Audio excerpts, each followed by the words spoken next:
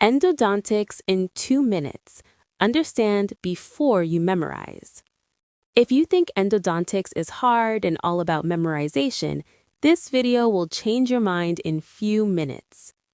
Endodontics is simply about dealing with the pulp when it becomes inflamed or necrotic.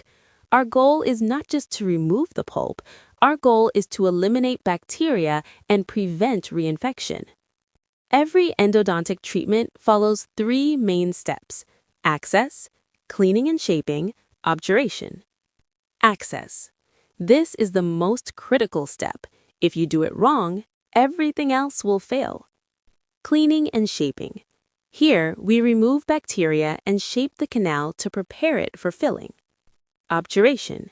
We seal the canal to prevent bacteria from coming back. Almost all exam questions in endodontics are based on these 3 steps.